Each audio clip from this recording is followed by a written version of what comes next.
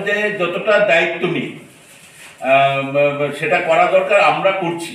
এখন যারা দীর্ঘদিন ক্ষমতায় ছিল তারাও মনে করছে যে ঘোলা জলে মাছ শিকার করা যায় কিনা। আমরা একটা জিনিস পরিষ্কারভাবে বলতে চাই, কোনো ধরনের হামলা, হুজ্জতি, সন্ত্রাস বা এই ধরনের কোনো ঘটনাকে আমরা কখনো প্রশ্রয় দিইনি।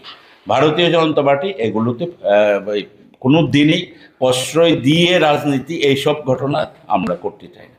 বিচ্ছিন্নভাবে কোথাও কোথাও ঘটনা হচ্ছে না এটা আমরা বলছি না, এবং সেখানে ব্যবস্থা নেওয়া হচ্ছে। এর মধ্যে যতটা দায়িত্ব নিয়ে সেটা করা দরকার আমরা করছি।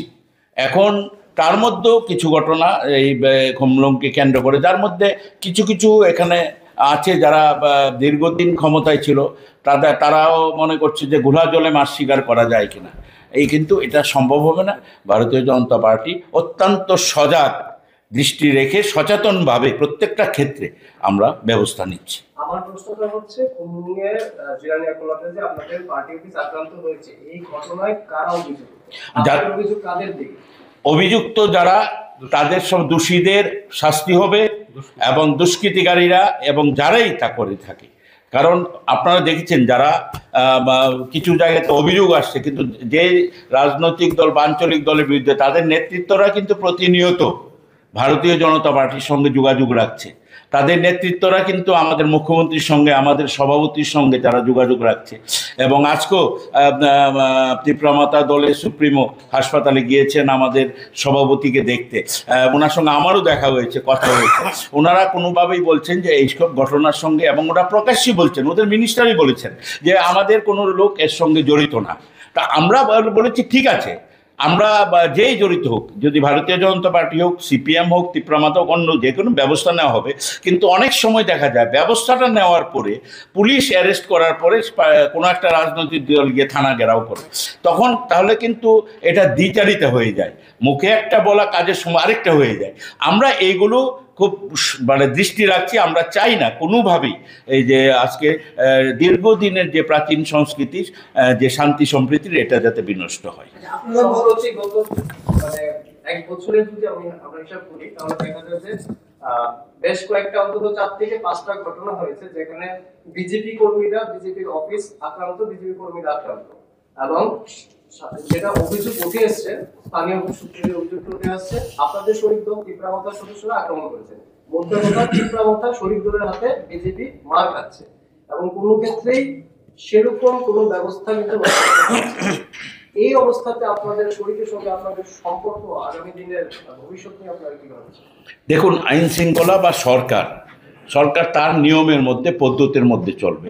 প্রত্যেকটা ঘটনায়, সেটা আশারামবাড়ি ঘটনাই হোক, সেটা মান্দায়ের ঘটনাই হোক, টাকার জলার ঘটনাই হোক, আরও যে যে জায়গায় ঘটনাগুলো হচ্ছে, প্রত্যেকটা ঘটনার ক্ষেত্রে কিন্তু সরকার ব্যবস্থা, খুমলুঙের ঘটনায় সরকার ব্যবস্থা নিচ্ছে। কোথাও আপনি দেখবেন না অ্যারেস্ট হচ্ছে এবং ব্যবস্থা নেওয়া হচ্ছে। সেই ক্ষেত্রে সরকার কঠোর পদক্ষেপ নেওয়ার পক্ষে, এবং সেটা নিচ্ছে। প্রচুর ঘটনা তো আমরা অস্বীকার করি না, কিছু কিছু জায়গায় ঘটনা হয়নি। আমরা চেষ্টা করব ভবিষ্যতে এই ধরনের ঘটনা থেকে যাতে সবাই বিরত থাকে। এবং আমাদের যে উন্নয়ন, আমরা তো শুধু উন্নয়নমুখী সরকার, আমরা ডেভেলপমেন্টের জন্যই আমাদের অ্যালায়েন্স করেছি। অ্যালায়েন্সটা হচ্ছে আমাদের কমন মিনিমাম প্রোগ্রামের উপর, সিএমপির উপর।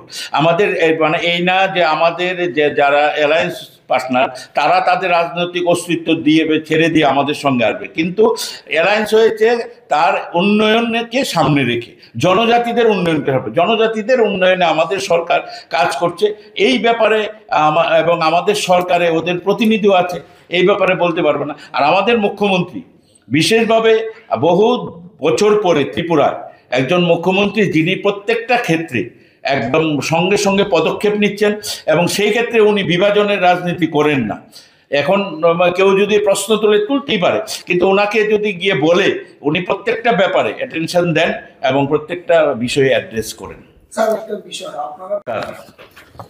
কয়েকটা গুরুত্বপূর্ণ সিদ্ধান্ত নিয়েছেন, যেমন এই সরকারের ভ্যারাইটিস ডিপার্টমেন্টে প্রায় 400-এরও অধিক অ্যাপয়েন্টমেন্ট দেওয়া হচ্ছে, এমপ্লয়মেন্ট দেওয়া হচ্ছে।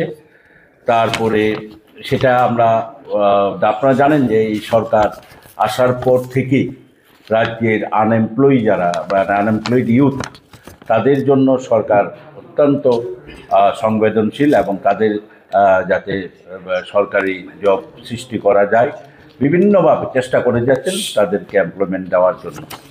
পাশাপাশি আমাদের সরকার দুটো ইউনিভার্সিটি, একটা টেকনিক্যাল ইউনিভার্সিটি, আরেকটা মানে ওমেন্স কলেজকে আপগ্রেডেড করে ওমেন্স ইউনিভার্সিটি, যেটা আমাদের রাজ্যে প্রথম হচ্ছে। আমরা ত্রিপুরা প্রদেশ বিজেপির পক্ষ থেকে রাজ্য সরকারকে আমরা শুভেচ্ছা জানাই এবং এটা এই রাজ্যের জন্য এবং সময় উপযোগী সিদ্ধান্ত। এই সিদ্ধান্তে এই রাজ্যের ছাত্রছাত্রীরা বিশেষভাবে উপকৃত হবে। পাশাপাশি রাজ্যে সাময়িক কিছু ঘটনা, যেগুলো অনভিপ্রেত ঘটনাও হতে পারে, এগুলো নিয়ে আমরা সবসময়, কারণ ভারতীয় জনতা পার্টি তার রাষ্ট্রবাদী চিন্তা চেতনা, তার মধ্যে যে দেশাত্মবোধ, জাতীয়তাবোধ এবং দেশপ্রেম এবং শান্তি সম্প্রীতি ঐক্য সংহতির মধ্য দিয়ে ভারতীয় জনতা পার্টি সারা ভারতবর্ষে একটার পরে একটা রাজ্যে নির্বাচনে জয়লাভ করছে। এবং আপনারা দেখেছেন বিহার নির্বাচনে সমস্ত সব কিছুকে করে ভারতবর্ষে আজকে ভারতীয় জনতা পার্টি বিহার নির্বাচনের মাধ্যমে যে আমাদের প্রিয় প্রধানমন্ত্রী নরেন্দ্র ভাই দামোদর দাস মোদী নবভারতের কথা বলছেন এবং সারা পৃথিবীতে আজকে ভারতবর্ষ মহাশক্তিধর দেশে পরিণত হয়েছে। বিশেষ করে 2014 সালে যখন ভারতীয় জনতা পার্টি সরকার শপথ নিয়েছে নরেন্দ্র মোদীজির নেতৃত্বে, তার প্রায় আজকে 11 বছর, এই যে সবকা সাথ সবকা বিকাশ থেকে বিকশিত ভারত, এই সময়টার মধ্যে ভারত কি ইন্টারনাল কি এক্সটার্নাল, মানে অন্তর্দেশীয় বা বহির্বিশ্বে এতটাই শক্তি সঞ্চয় করেছে যে আজকে বহির্বিশ্বের সমস্ত দেশ ভারতবর্ষকে এবং ভারতবর্ষের প্রধানমন্ত্রীকে অত্যন্ত শ্রদ্ধার চোখে এবং ভারতবর্ষকে এখন সবাই শ্রদ্ধা এবং সমীহ করে সেই জায়গাটা। এবং যে কারণে অনেকেই জিজ্ঞেস করেছে যে বিহার নির্বাচনে এত ব্যাপক জয় কেন হলো। ভারতবর্ষে এখন ভারতীয় জনতা পার্টি ধীরে ধীরে প্রত্যেকটা রাজ্যেই ক্ষমতা আসছে। সুতরাং আমরা প্রদেশ বিজেপির পক্ষ থেকে আমরা আবারও আমাদের প্রিয় প্রধানমন্ত্রী নরেন্দ্র ভাই দামোদর দাস মোদী এবং আমাদের বিজেপির সর্বভারতীয় নেতৃত্বদের আমরা শুভেচ্ছা জানাচ্ছি। পাশাপাশি রাজ্যের যে কিছু ঘটনা, যে ঘটনাগুলো এর মধ্যেই আমরা লক্ষ্য করেছি, বিশেষ করে দু একটা জায়গাতে কিছু ইনসিডেন্টও হচ্ছে এবং সেই ইনসিডেন্টগুলি অনবরত ইনসিডেন্ট, এগুলোকে আমরা সমর্থন করি না। কারণ ভারতীয় জনতা পার্টি এটা একটা সর্বভারতীয় সর্ববৃহত্তম রাজনৈতিক দল। আমরা আমাদের চিন্তা চেতনা দিয়ে, অনুভব উপলব্ধি দিয়ে কাজ করি সংগঠনকে কিভাবে শক্তিশালী করা যায়, রাজ্যের শেষ প্রান্তে শেষ অন্তর্দয় মানুষটার কাছে কিভাবে পৌঁছানো যায়, তার জন্য আমরা কাজ চালিয়ে যাচ্ছি। এবং বিশেষ করে জনজাতি অঞ্চলে আমাদের যারা জনজাতি নেতৃত্ব এবং আমাদের প্রিয় মুখ্যমন্ত্রী ডক্টর মানিক শাহ বা প্রফেসর মানিক শাহর নেতৃত্বে যেভাবে উপজাতিদের মানে জনজাতিদের উন্নয়নে প্রতিনিয়ত ধারাবাহিকভাবে কাজ করে যাচ্ছে, তাতে হয়তোবা কোথাও মনে হয় যে ভারতীয় জনতা পার্টি যে জনজাতিদের মধ্যে যেভাবে প্রভাব বিস্তার করছে, আগামী দিনে এই রাজ্যে একটা পার্মানেন্ট শান্তি সম্প্রীতি ঐক্য সংহতির দিকে যাচ্ছে এবং উন্নয়নের দিকে যাচ্ছে।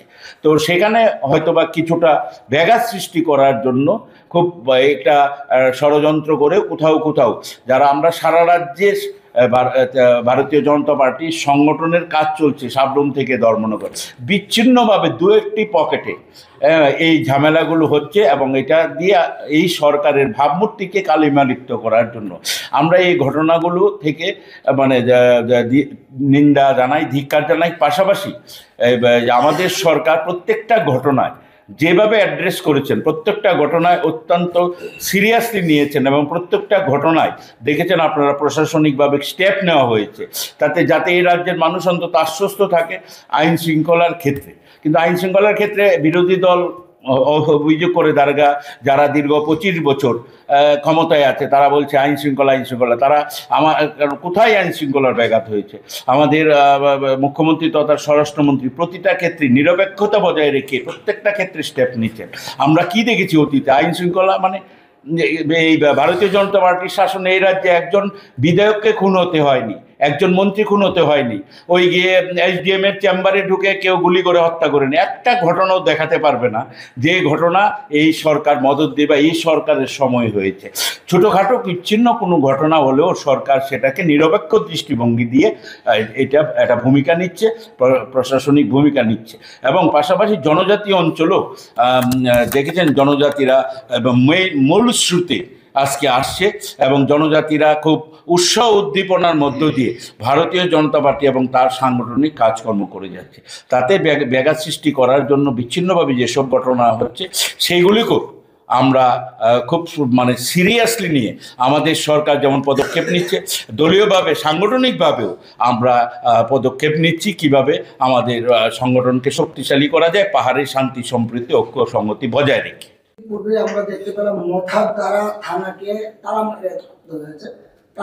তালাবন্দি করে রেখেছে পুরো থানাকে পুলিশের, এবং তারা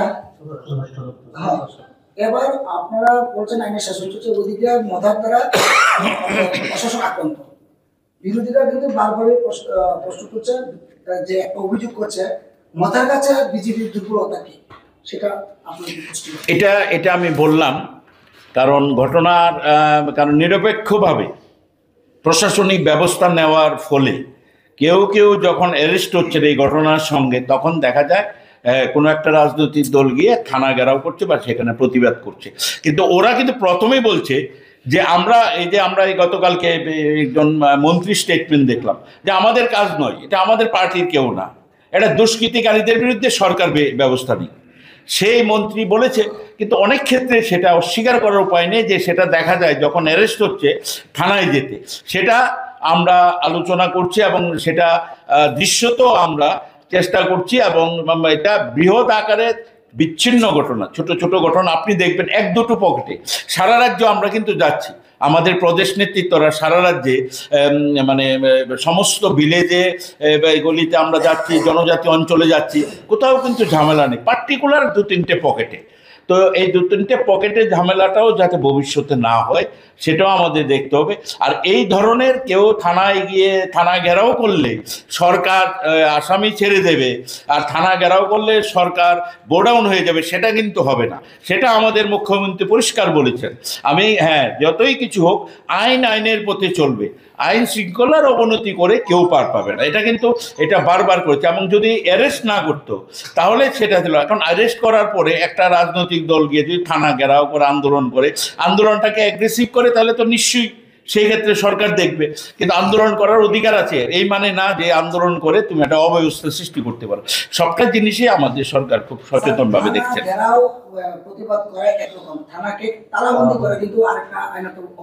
এবং প্রত্যেকটা ক্ষেত্রে সেই ব্যাপারে আপনারা কি তাদের গ্রেপ্তার দাবি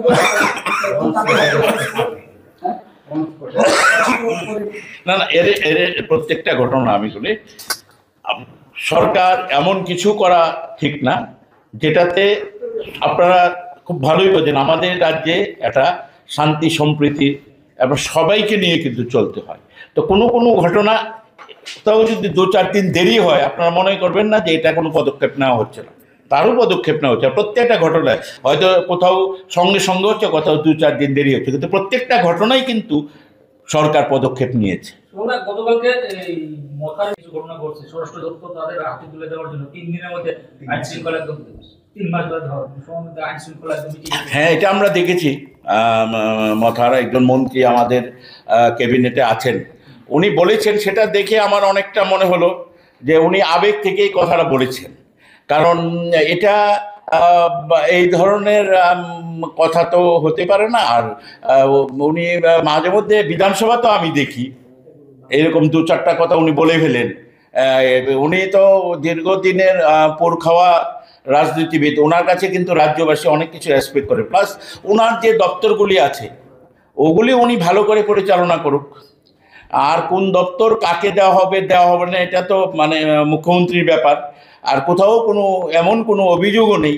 সুতরাং উনি কোথায় দেখলেন আইন শৃঙ্খলা অবনতি, তাহলে ওনার যে বিভিন্ন ইনসিডেন্ট আমরা দেখেছি, বিশেষভাবে উনিও তো একটা অঞ্চল থেকে প্রতিনিধিত্ব করেন এবং উনি সাংগঠনিক ব্যক্তিত্ব, সেহেতু ওনার অঞ্চলে আশারামবাড়িতে এই যে প্রধানমন্ত্রী মন কি বাত অনুষ্ঠান হলো, সেখানে কিন্তু ওনার মানে আরেকটু সচেতন সেই দিকটা দেখা উচিত ছিল, যে না ওখানে এই ধরনের প্রধানমন্ত্রী মন কি বাত অনুষ্ঠানে ব্যাঘাত ঘটানো বা কোনো ধরনের কিছু করা এটা ঠিক হয়নি সেই দিকটা। এবং উনি আমার মনে হয় আবেগ থেকে বলেছেন, উনি তো এই মন্ত্রিসভায় আছেন, সেটা আমরা বুঝতে পারছি। এবং এটা কি আমি এটা মানে অনেকটা শিশুসুলভ হয়ে যায়, যে আমি যদি ব্যাট নিয়ে মাঠে নামি তাহলে সেঞ্চুরি হাঁকিয়ে দিতাম।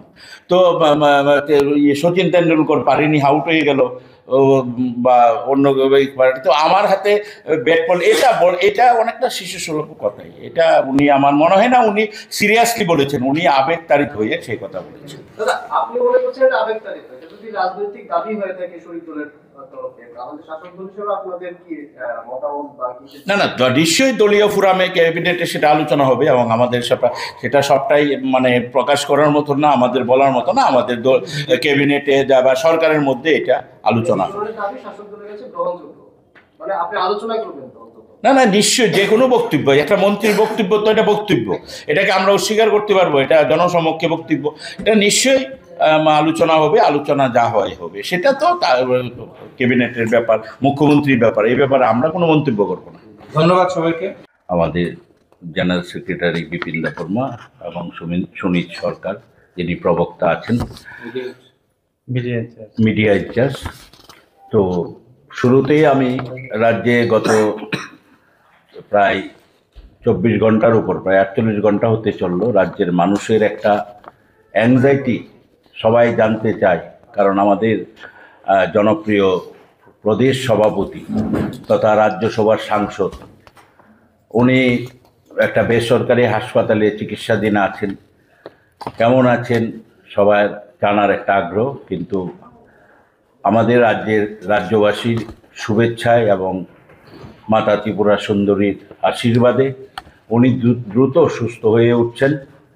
এবং তার জন্য আমরা যারাই হাসপাতাল কর্তৃপক্ষ এবং যারাই এই চিকিৎসা দিন রাত পরিশ্রম করে এবং ওনাকে সুস্থ করে তুলছেন, তাদেরকে সবাইকে আমি আন্তরিক শুভেচ্ছা জানাচ্ছি আমরা প্রদেশ থেকে। পাশাপাশি